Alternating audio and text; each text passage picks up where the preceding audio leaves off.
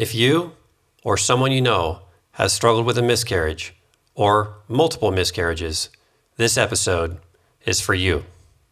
I'm Dr. Ben Lynch, and this is the Dirty Genes Podcast.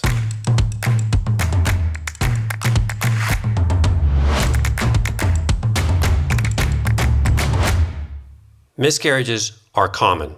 Did you know that upwards of 20% of all pregnancies end in a miscarriage? Then the odds increase yet again. If you've had one, then it's 20% more likely to have another. Now, if you've had 3 or more pregnancy losses, then that is labeled as a recurrent miscarriage, and the likelihood of having another pregnancy loss goes up 43%. Thankfully, the interventions exist to support women who suffer from multiple miscarriages. And that is what I'm going to share with you in this episode. You are going to learn directly from Kinsey, who's had multiple miscarriages and had very little support initially from family, health professionals, and just a general sense of fear, unknown, anger, sadness, frustration.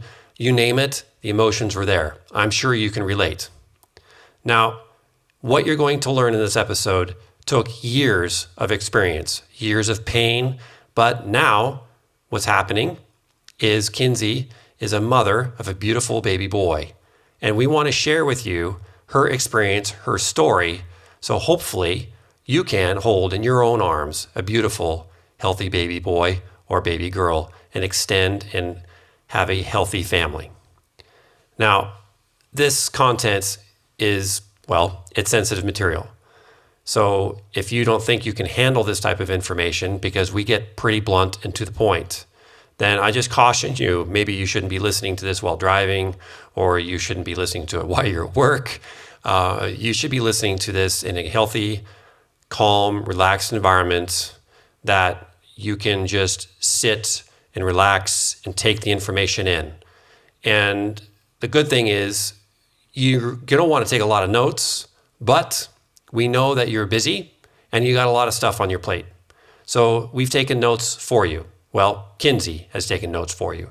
Kinsey has prepared an amazing document for you, and that is at resources.seekinghealth.com/recurrent-miscarriage.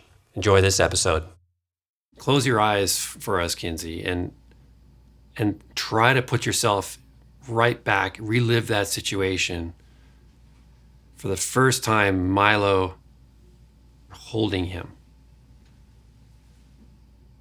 What's going through you? I just remember thinking, this can't be real. This isn't going to last. He's not going to make it. And at that point, I really wasn't sure if he was going to make it or not.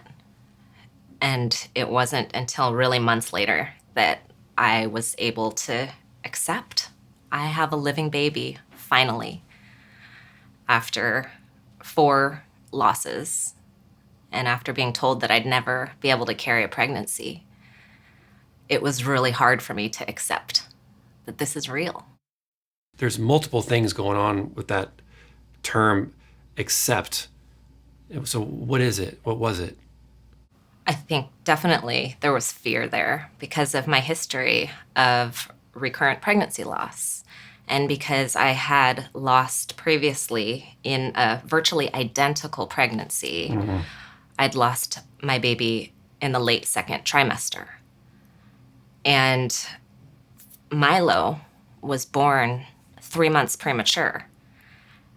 And a baby born that small and that young, there's so many different ways that it could turn out. I wasn't entirely, I think because I'd had so much loss and experienced so much grief and fear, my mind wouldn't allow me to believe that this could be it. This could be my rainbow baby. So I think that it was a lot of fear that was standing in the way, and it just really took time to get over that. And I actually remember it was Black Friday, and Milo was born November 6th. So it was a couple of weeks later. And you know how everything goes on sale on Black Friday, right?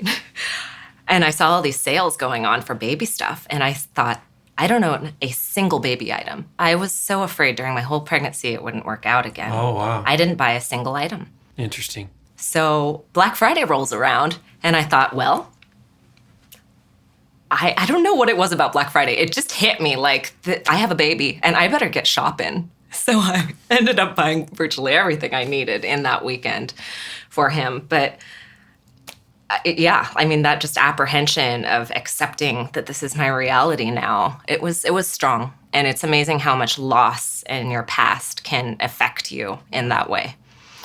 Affect you from just like, even like acknowledging the reality. Like, this is real, and he's okay, and he's going to make it. And how is Milo now? Milo's amazing now. He's 19 months old. As I said, he was born 3 months early, so really he should only be measuring for a 16-month-old.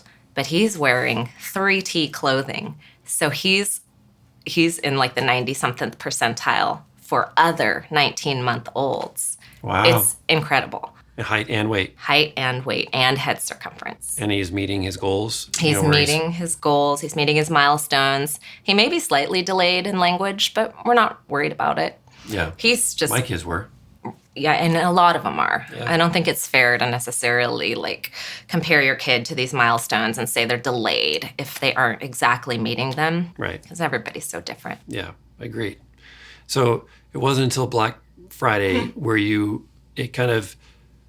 able to live without that pressure and fear and apprehension of loss and protecting yourself, from maybe it's not going to work out.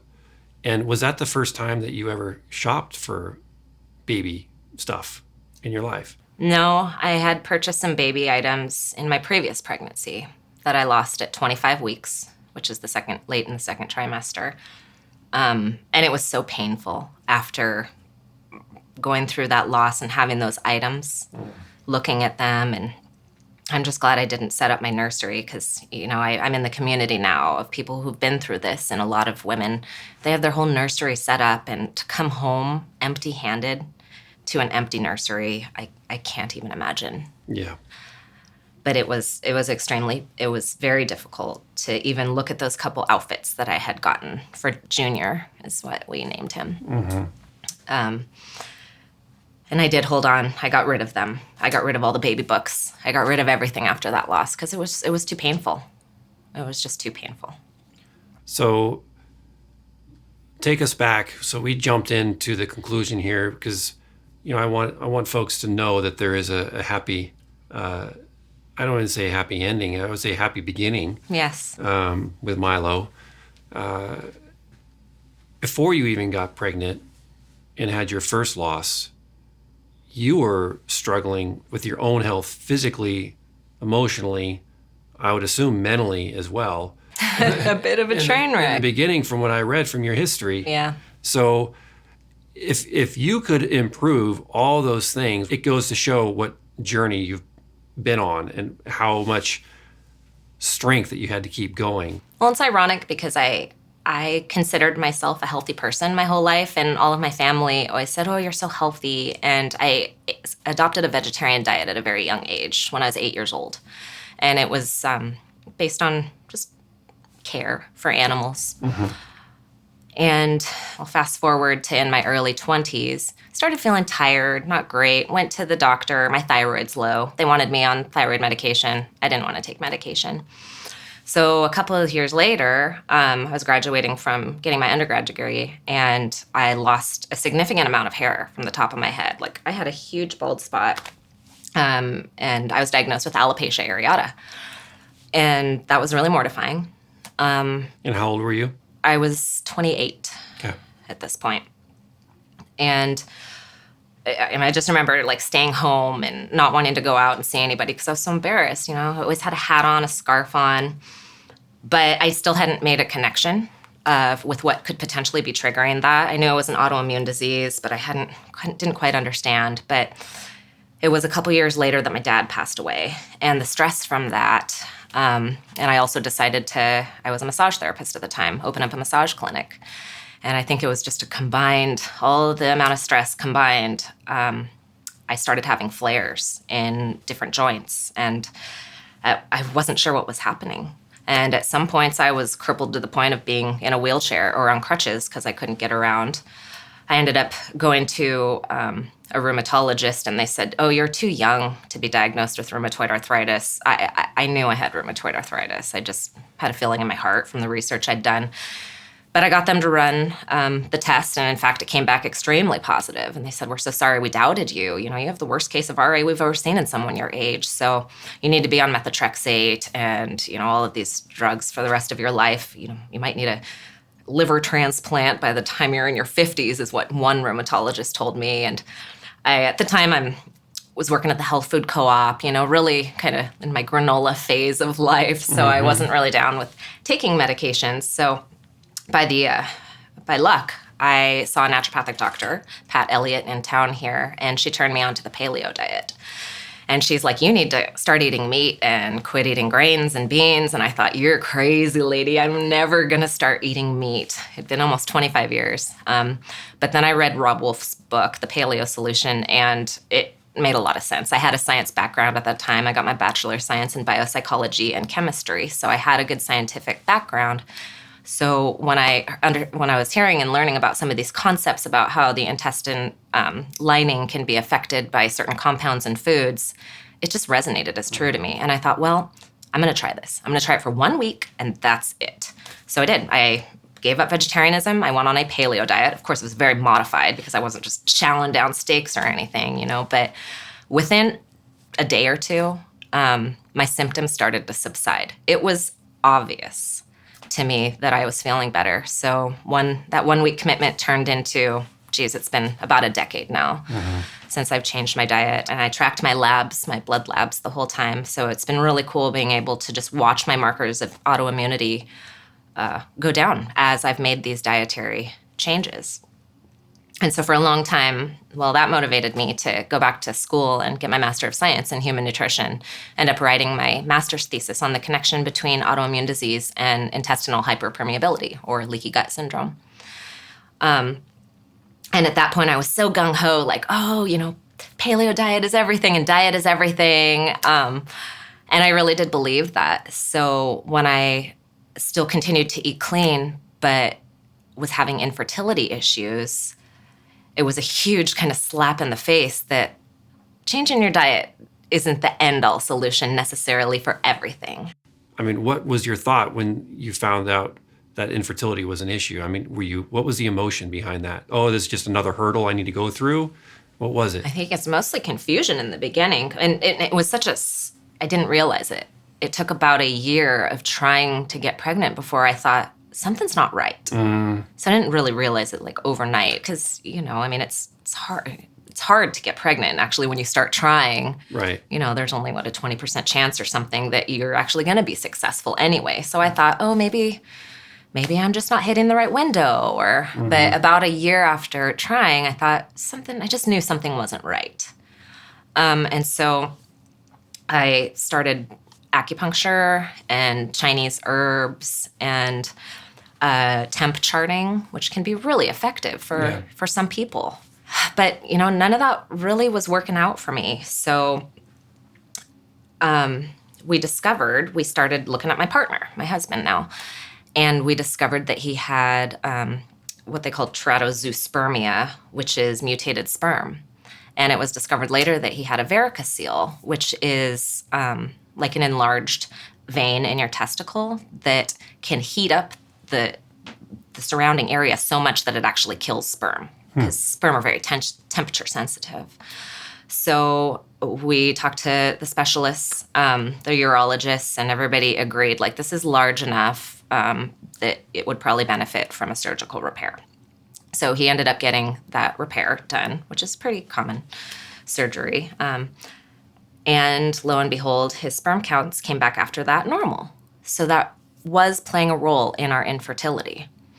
At that point, it wasn't a couple months later that I was pregnant finally.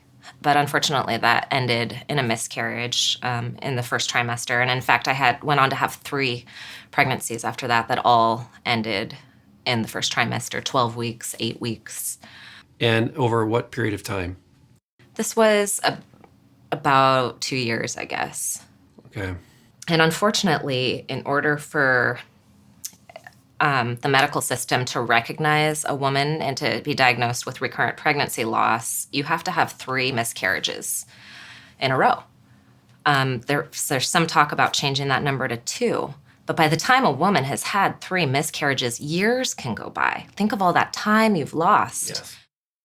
And the emotional is like, well, maybe I'm not fit to have a baby. Exactly. I don't want to try again. I don't want to experience the anguish again. I don't want to go through this again. Yes. And the tension between you and your partner. This is pretty personal. You don't have to answer this, Kinsey, but how was that with your partner having miscarriages and recurrent pregnancy losses? I remember there was a lot of guilt. And I felt a lot of times like, oh, I'm just like not fit as a human to, I just felt like a failure as a woman, as a mother. I failed.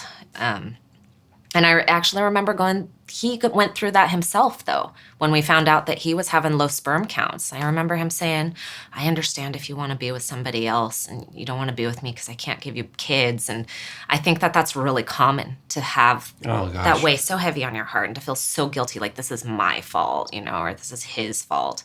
And luckily, we were really supportive of each other and there was no blame.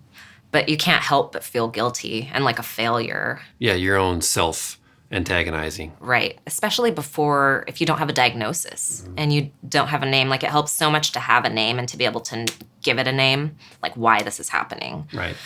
But for several years there, I didn't know why. I didn't know why I was having these losses. I didn't know what was wrong. And that really was what began that next part of my journey, like figuring out what to do next. Like, can I have a baby? What do I need to do to have a baby? So did you know that in order to be seeking help for recurrent miscarriages, you had to have 3? So once you hit that 3, then you sought help? Or I assume that you were seeking help after the first 2 as well. I mean, what happened there? Well, I had done a lot of research and I knew about that number 3. From my understanding, it's just a common medical standard. 3 is the definition of recurrent pregnancy loss, 3 or more. This thing, we put so much blame on doctors and health professionals not helping us, but they have a system which keeps them confined.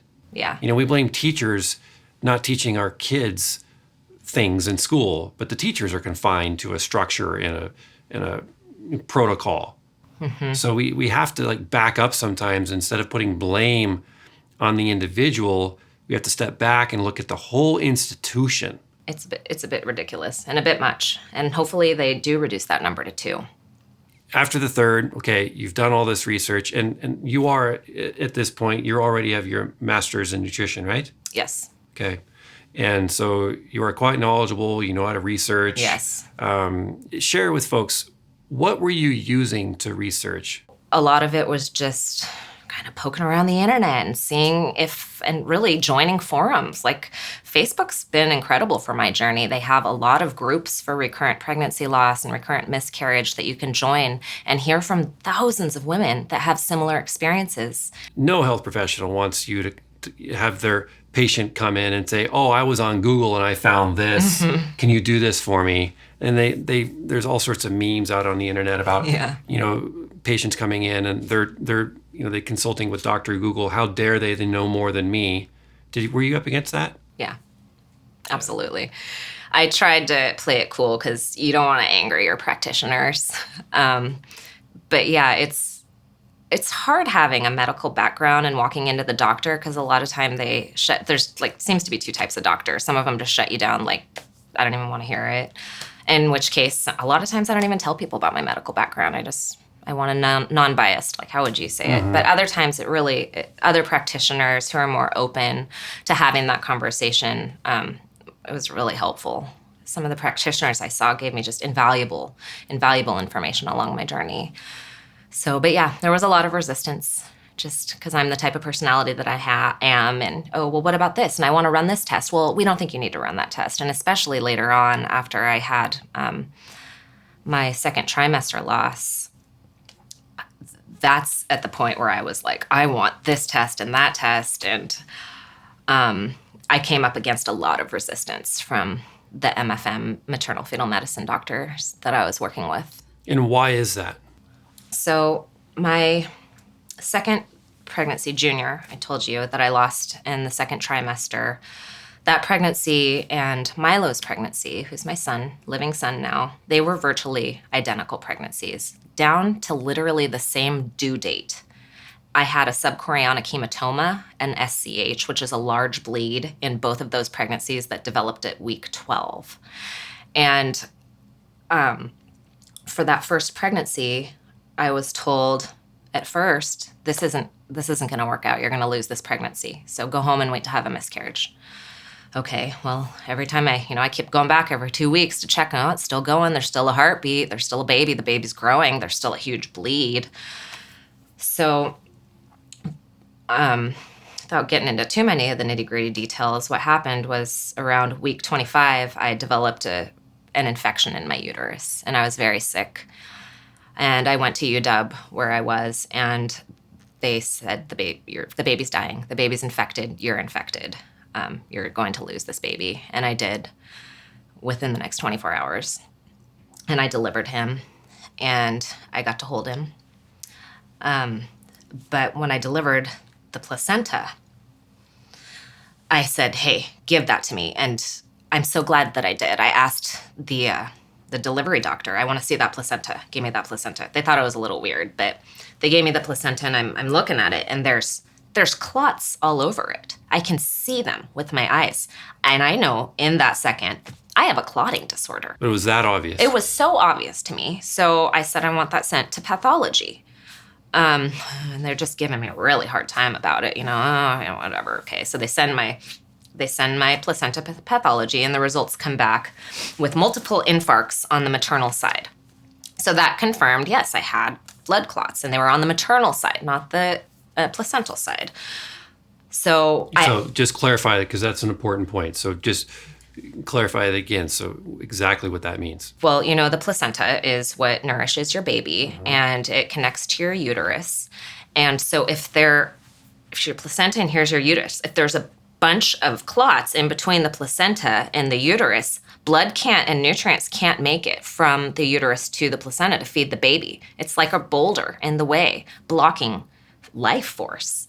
And that's why my baby was measuring small with intrauterine growth restriction and low amniotic fluid levels, because literally clots in the placenta were blocking off the flow of nutrients, making it to my baby.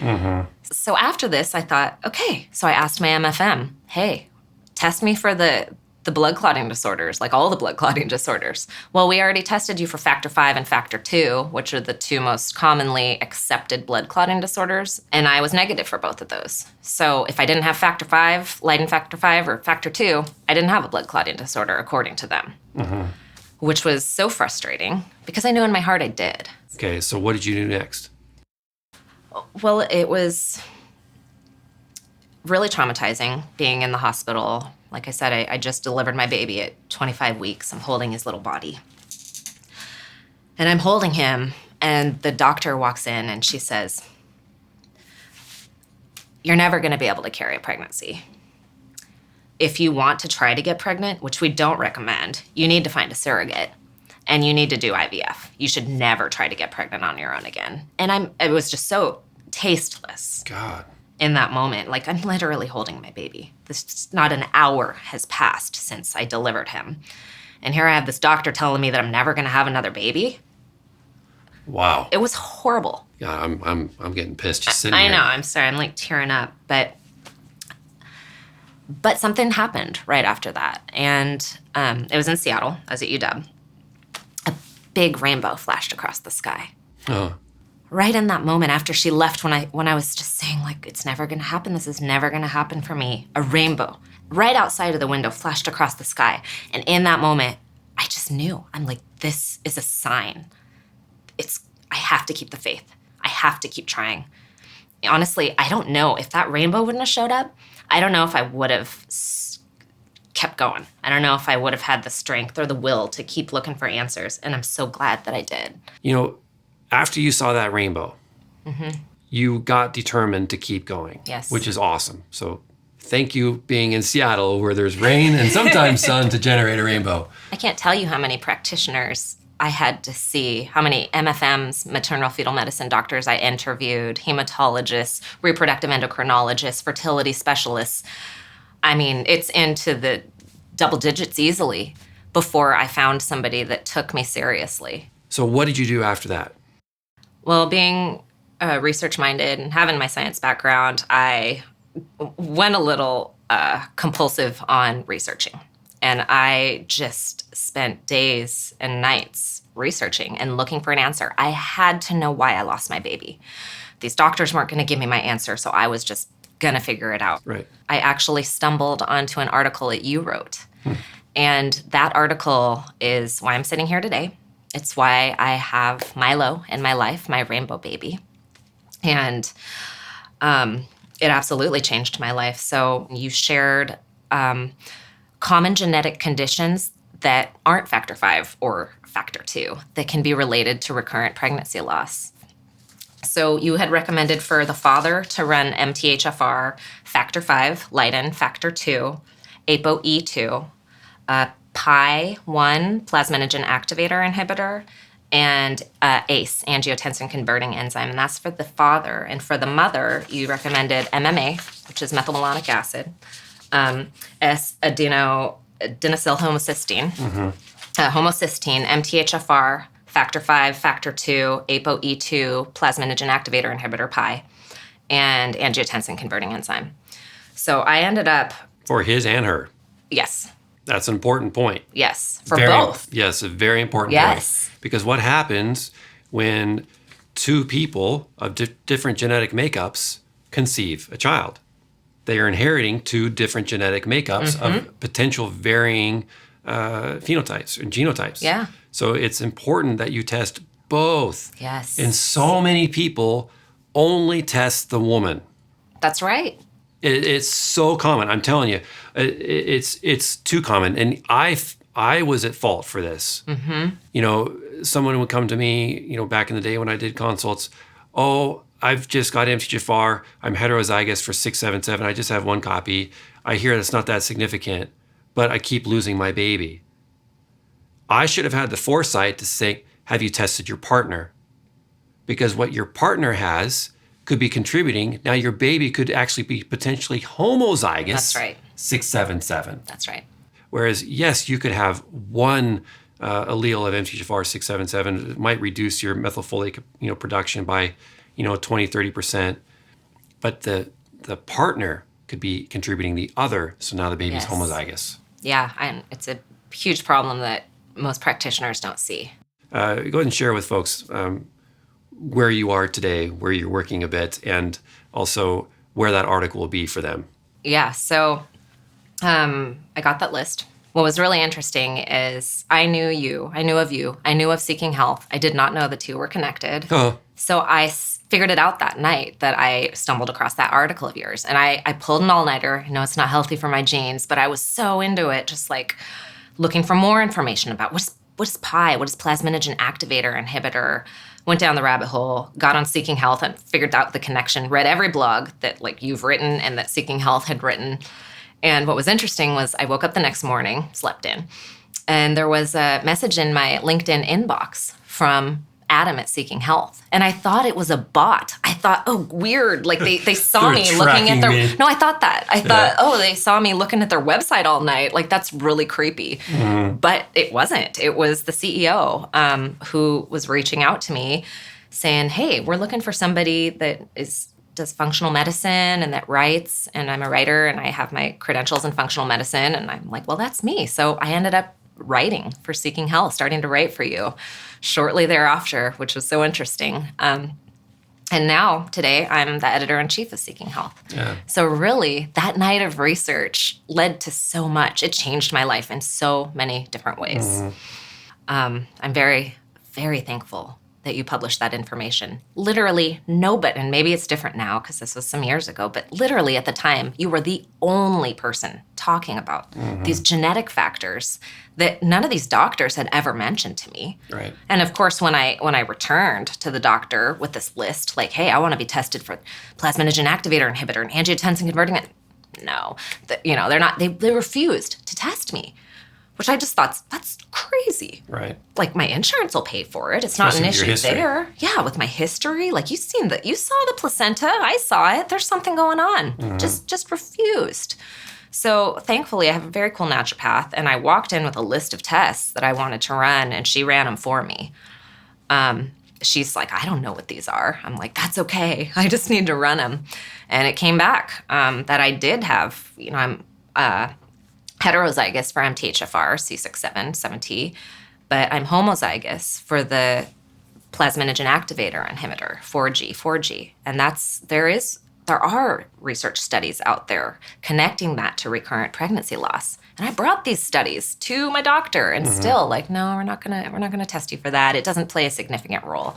Saw multiple hematologists. Oh, I've heard of that, but that's not something we treat. We really only treat factor 5 and factor 2. And I'm just thinking, this is crazy.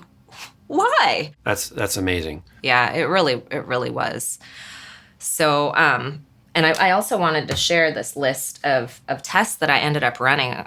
More than the blood clotting stuff, what I've come to realize is that a big cause of women's recurrent pregnancy loss is, yes, blood clotting disorders. And a lot of women have underlying blood clotting disorders that they aren't aware of. And there's a lot of different types of them. There are. But also autoimmune stuff is huge. And immunity plays a huge role in pregnancy. This is the list that, between the specialists out there that I've interviewed and everybody I've talked to, they say this is the place to start, and it includes your thyroid panel. So, and that includes TSH, free T3, free T4, even maybe reverse T3, but your thyroid antibodies. The antibodies are very, very key. And, if you have thyroid antibodies, then that's autoimmune. That's right. And then that sets up, especially women, that sets them up for other autoimmune. Yes, And it does. if you're having recurrent pregnancy loss and you're not checking for that, Right. That to me, a thyroid test is fundamental. And most MFMs do run that. The unfortunate part is they only look at your TSH. Right. And your TSH is not going to paint a full picture of your thyroid function. No. You need all of these other tests as well. So you got to test the full thyroid panel. You really do. And as it turns out, low thyroid function is commonly connected to infertility issues. So that just should be tested really before women even consider trying to conceive. They should know their thyroid status going in. Well, and what's the thyroid? It's your metabolic regulator. Right. So if your thyroid is sluggish, your metabolism is sluggish, how are you supposed to, keep yourself going, let alone grow an entirely new organ? Yes. Plus develop a whole new human. Right. And if you're borderline, your thyroid's borderline, well, if you do become pregnant, most women need to increase their level, if they're on medication, they need to up their level of thyroid medication because there is that much more demand to grow a baby. Yeah. So if you're borderline, a borderline thyroid condition can become a full-blown thyroid condition pretty quickly. You got to dial in that thyroid completely. Yeah, you really do. First and foremost, first thing. The other tests that I was recommended to do were the antiphospholipid antibody panel, including your anticardiolipin antibodies, really common. What do those do? They're just antibodies that have been connected to recurrent pregnancy loss. So if you look at LabCorp and Google, like a recurrent miscarriage panel, they actually have a panel of lab tests and it's mostly antibodies that are connected. Brilliant. And that's with what lab? LabCorp. I think most major labs have it. Okay. Or you can just order these all individually. But the ones we know are related are antiphospholipid antibodies, the anticardiolipins, which are usually included in that panel, the lupus anticoagulant, your ANA, anti-nuclear antibody, which mine was positive, protein C and protein S, both really important, your anti-SSA, anti-Rho antibodies. Those were the main antibody tests that they suggested and that from my research are related to the recurrent pregnancy loss. But we were also looking at my homocysteine, my MTHFR status, day 3 and 21 female hormones, so important. Testing your FSH and your LH and your estradiol on day 3, and then retesting on the same cycle your progesterone levels on day 21 can give you a really good idea about where your hormones are sitting. Is there some sort of hormone imbalance going on? That's important for all women. Testosterone levels, prolactin, other markers like the ESR, erythrocyte sedimentation rate, and C-reactive protein. Okay. Just to finish out my list, ApoE, and then also karyotyping. That's pretty standard, like at an IVF clinic, or even if you see a high-risk MFM doctor, they're going to do karyotyping on you, which looks at the chromosomes and the likelihood of chromosomal abnormalities in your embryo. And then some basics, vitamin D, hemoglobin A1C, because we all know that D levels and insulin levels and whatnot can all play into the health of your pregnancy. Gestational diabetes is a big problem and extremely common. Yes. And PCOS. That's right. That's another big one. That's another big one. But you've experienced this incredibly difficult situation, and you've summed up years worth of research over this span of time that we're sharing with folks right now. Sure. I feel so blessed that I have a science background. I was able to do this research. I don't know how women who don't have any science background would come to this or figure this out. Yeah, and they might not. And I'm a research nut, and I love this. Yeah, me too. To be honest, half the stuff that you're saying, I have no clue what you're talking about. Yeah, a lot of practitioners don't know about it. Right. So, like I said, I had my doctor my naturopath run this test, and they came back, and when I saw that homozygous pi result, I knew in my heart, this is it. Mm-hmm. This is what happened. Looked at the literature. It synced up, other people have gone through this too. And it just gave me so much, I guess, relief to know I wasn't alone and to have a name for my condition. It empowered me. You found basically a genetic component. But what I want to emphasize here is you don't start with genetic testing. You do the fundamentals first. Right. You get that out of the way, because you have to really understand, is that genetic variation, that genetic mutation or whatever it is that you want to, whatever that specific one is for you, yes, it might be a contributing factor, but the bigger one for you might be still your diet or your lifestyle, or maybe your partner is toxic in your relationship. Mm-hmm. But you had all that dialed in. Right. So for you, it was really genetic. And that's empowering. Like one doctor I remember said, well, I don't know why we want to run these tests because it's not going to change the treatment outcome. And well, that's absolutely not true. Nonsense, because if you identify a particular gene that's dirty, then you identify what that gene's job is. What's this particular gene do? Yes. Okay, so what does PAI do? Mm-hmm. Right? So what's its job?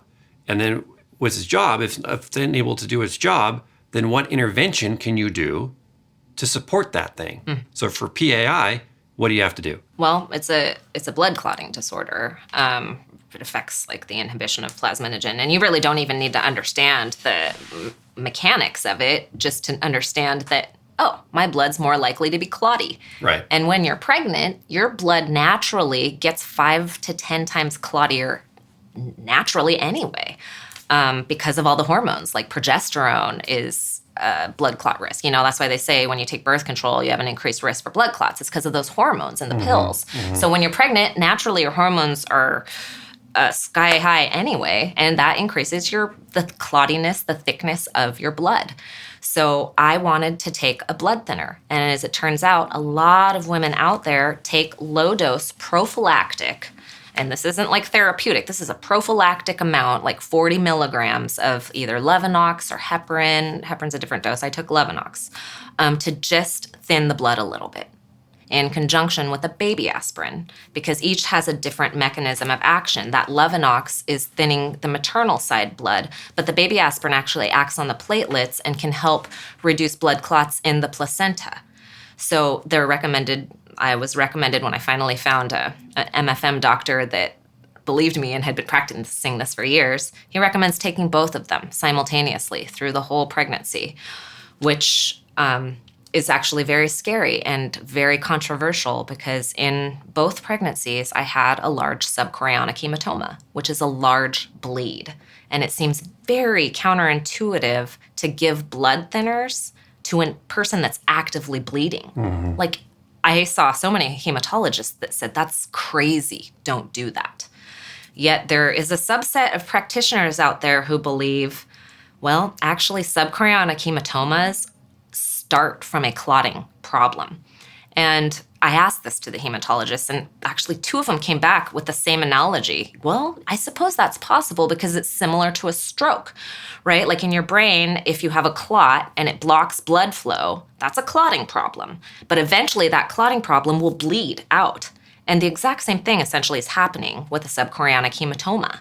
You have a clot, and eventually that clot sort of explodes and bleeds all over, and that's what an SCH is. But it's scary to think about giving. I was terrified. Both pregnancies were terrifying. The second one, probably even more so because I knew how bad things could go. But I did. Gave myself injections of Levinox every single day during that pregnancy and baby aspirin. And it scared my doctors.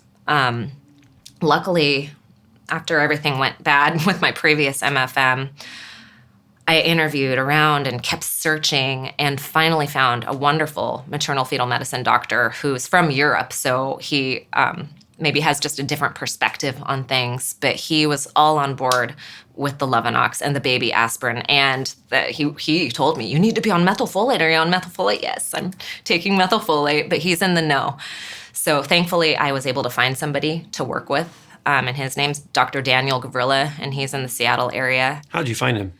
I ended up, after I'd lost my baby in the second trimester and they told me I had to do IVF, I did go to an IVF clinic, Seattle Reproductive Medicine. They were really great there. And I was preparing to do IVF when literally the cycle before we were going to do IVF, I got pregnant naturally with Milo. So I asked the doctors there, I said, listen, you guys, like, you know me. I want to be on this Levinox. This is what I'm going to do. Who do you know that will do this for me? And one of the doctors there gave me the lead. Good. So you got to ask. Yeah. You just got to ruthlessly ask people. Yeah. And thankfully she was honest with me. She said, go try this guy. And I did. And it absolutely changed the course of everything for me. Yeah, because when you're in an environment like that, they know people. Right. And you got to utilize that network. That's right. You got to. So, you can't be shy to utilize a network of resources and be bold and ask. Right. You have to be an advocate for yourself. Yeah. Just ruthlessly, you have to. And actually, when I started out my pregnancy with Milo, I was still seeing the same MFM that I'd seen before. And I told her that I'd actually convinced my OB to give me the Levinox script first. So I told her I was on Levinox, and she said, I don't want to hear that.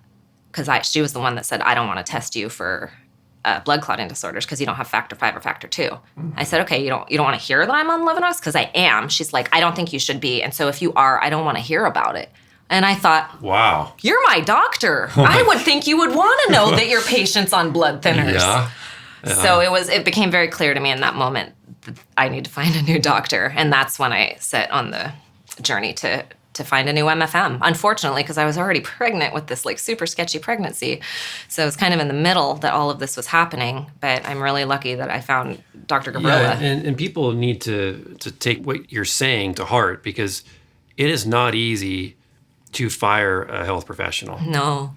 Look, everyone's biochemistry is different and unique, and every health professional has their strengths and weaknesses, and they have to match up. So, you got to find the right health professional, and you have to fire them. You are ultimately in charge of the health professional that you are working with.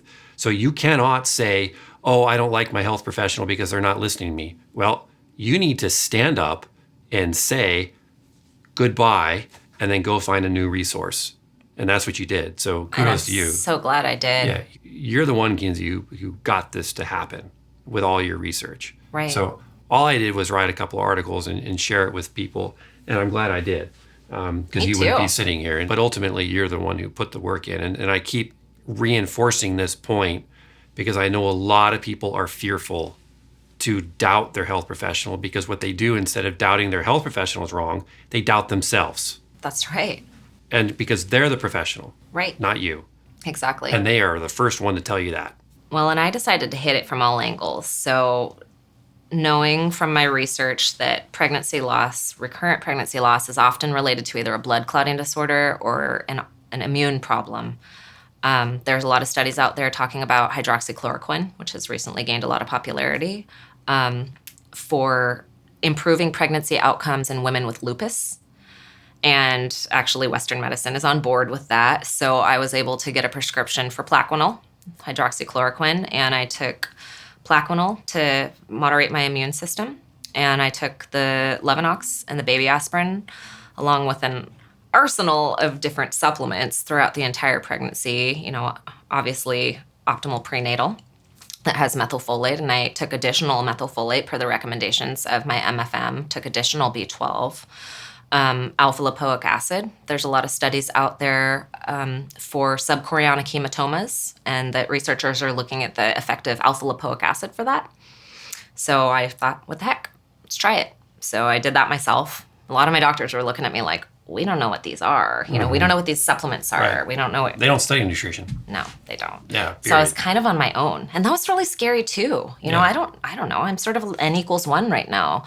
But I went for it. Right. So ALA, the vitamin E I took through my pregnancy, fish oil, of course, and that made all my doctors nervous as well. Yeah, I was just going to ask, were you taking fish oil and vitamin E because of all the blood thinners? Right. Yeah, I was. Mm-hmm. Did you ever look at your natural killer cells level? No, that was my next step, because that there's a lot of more research now that's being conducted about NK cells in the immune system. Yeah. That was sort of the next step I was going to take if my first phase of things didn't work out. Yeah, because if your natural killer cells are too high, that can become problematic. That's right.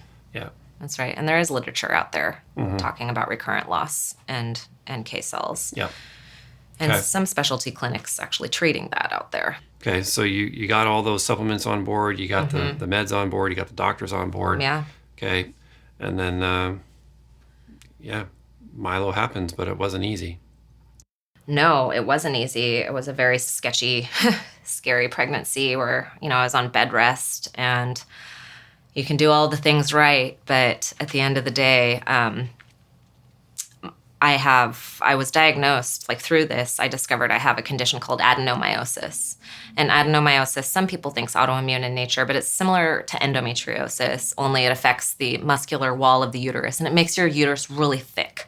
So you can imagine, if something's trying to implant, like a pregnancy, the thicker the wall, the more difficult it is to latch on. So no matter all the great things that I did with my diet and whatnot, I still had kind of a crappy placenta form as the result of it having a difficult time latching on. And I personally believe that my blood thinning efforts helped to get enough nutrition to that baby to sustain him. But the exact same week that we had lost Junior, my loss at 25 weeks, I went to the doctor for a scan, and it showed the baby was in distress. So they admitted me to the hospital on bed rest. And the goal was just keep this baby in as long as you can. And it was very scary because right around that time is viability. And I'd known, I know what can happen at week 25, week 26, week 27. Those are the critical weeks of pregnancy where it's going to make or break. But somehow I was able, and at that point I was admitted to the hospital, and we significantly upped the amount of blood thinners that I was on. And the doctor I was working with, so progressive. He was doing things like things that increase nitric oxide and vasodilation to increase placental circulation and nutrients. Every night I was doing what's called a protein bath. That's what I termed it. He called it a hydrotherapy bath, where I'd get into this big, deep, hot bathtub and chug protein right beforehand. And the thought was being in the hot water dilates your vessels and helps deliver more protein to the fetus. This reminds me of another gene, which we did not talk about, I don't think, is nitric oxide synthase 3. Right. And so this is very polymorphic in the population, meaning it's very commonly found in both genders, men and women, to have this gene not work as well to produce nitric oxide. And there are pros and cons to that. So, but if you have a combination of MTGFR, nitric oxide synthase 3, PAI, and all these other, potentially you have TNF alpha in there as well, and you have other folate genes. It's a recipe that you really need to be knowledgeable about. Yes. It's not, it's a recipe for disaster. It's a recipe that you need to be knowledgeable, because you need to know what precautions that you need to take prior to pregnancy so you can prepare your body. That's right. Everybody has this idea that genetic testing identifies faults and that you're broken and that you're a problem. But genetic testing can pinpoint the exact area where you need to focus. It's Dr. Tom O'Brien said it beautifully. He said, think of genetic testing as having all these links on a chain together. They're all, linked together.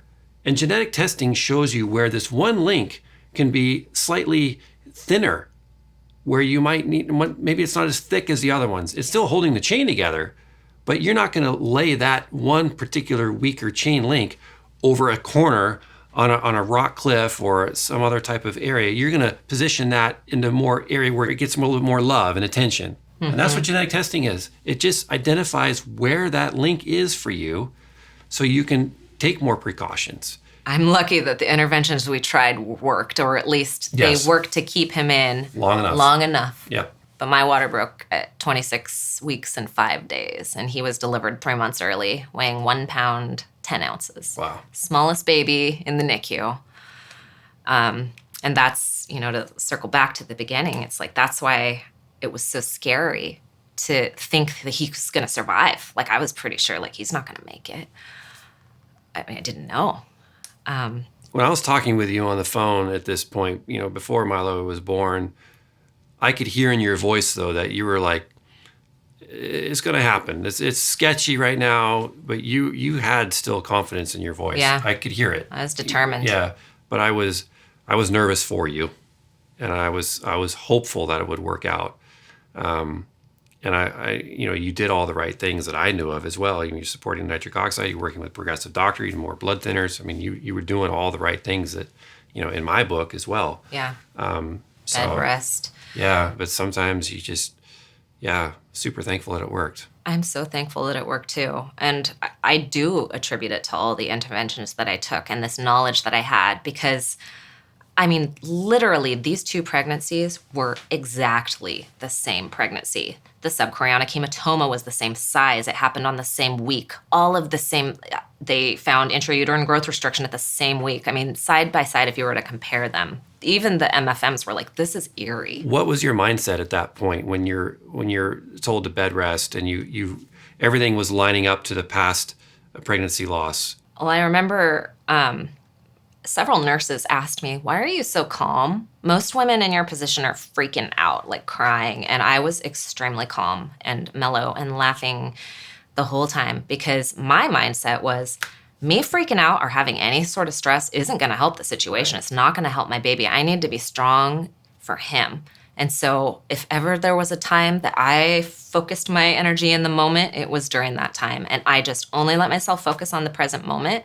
And it really helped. Mindset is huge. Massive. And it is not easy to be cool in a situation like that, especially when you're in a hospital. You can't sleep because they keep you up all the time. They were having to monitor the baby 24/7 because he was so tiny. It was difficult to get the thing on me. So the nurse is constantly running into the room thinking the baby's dying. And so there's high stress environment. Well, and you're surrounded by doubters. Yeah, I was surrounded by doubters. Yeah. But I don't know. I do not know why I had faith that this would work out. I just decided that I was going to have faith. And maybe it was that rainbow. Yeah, I was just going to say. I really do think that it was that rainbow. Mm-hmm.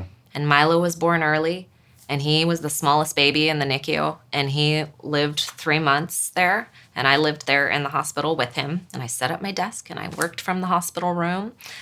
And the day that we brought him home, I kid you not, we saw 3 rainbows on the way home. No way. 3. Wow. It was just full circle. The universe saying, I'm so glad you kept going. You are a woman full of intention. Yeah, it just, oh man, it was really intense. Yeah. It just brings tears to my eyes thinking about That's cool. how full circle that was. But you're right, attitude. I think that my attitude played a gigantic role. Yeah, it did. Especially in that critical time. Yeah. And it's not easy, you know? Among all odds, you still managed to do that. You have to get zen on it. It's My not goodness. easy. Yeah, I think you got some of your husband's fisherman skills Maybe. for your strength and fortitude. Perhaps. Yeah.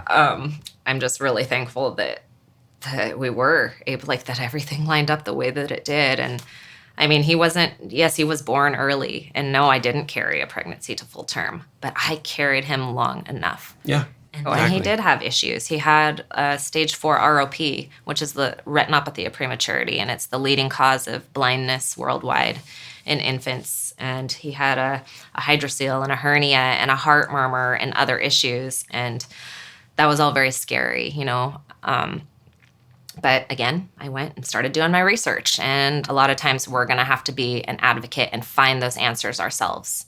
Yeah. Yeah. I think that's more often than not. I think so more too. often than not, you have to be your own advocate for your own health. Yes, And 100%. then you use the health professional to support you in that journey. But ultimately is your responsibility to find what's going to work for you, because no health professional is going to know what works best for you better than you. Right. You know, they will help you, you know, and prevent you hopefully from doing something stupid. But, you know, you did all that groundwork because, you know, frankly, no health professional has the time to be able to figure you out. That's right. As well. Yeah. So, which is unfortunate. And you want to believe that, you know, your doctor will, and that you hand them. My mom always walks in a new doctor appointment with like a stack this thick of papers, all of her past labs from her whole life. I'm like, you think that doctor's going to read all this? No, they're not. No. They don't have time. No. Which is why I always advocate to have a 1-page summary of important medical facts, you know, from your history and any important diagnoses and any important medications that you're on. 1 page. And so many doctors have just said, thank you so much for this. This just made my life so much easier. And I feel like I've gotten better care by having that 1-page summary sheet. Because you're considerate of their time. Right. No health professional wants to come in and get labs that are, you know, 15 years old and 400 pages of it. That's right. You know, I'm one of them. So I think like the big points that I want people to walk away with today is just the understanding that if you've had recurrent pregnancy loss, you're not alone. People don't talk about it enough.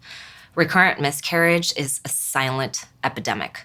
So many women are suffering alone, and they don't speak about it because they're ashamed or they're embarrassed, or it's just taboo to speak about. Mm-hmm. More people need to speak about this. You know, once you start talking about it, you realize, oh, you've had a miscarriage too? You too? So many women out there suffering alone, and they're embarrassed and shy.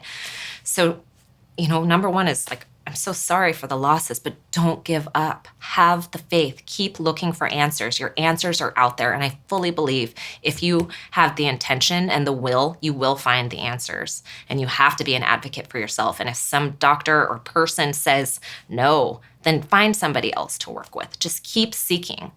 Keep seeking until you find it. You will. And so many people said, give up, Kinsey. Don't. My mom, you know, and like my family, don't do this. This is too dangerous. Nobody else gets to tell me what I can and cannot do. Right. Right? Like, I'm just really glad I didn't listen to the naysayers. Yeah. I'm so glad I didn't. I guess what I want to get across today is like, there is hope. There is hope after the storm. There is a rainbow after the storm. We just have to keep going and keep the faith. Well, really. You said it loud and clear.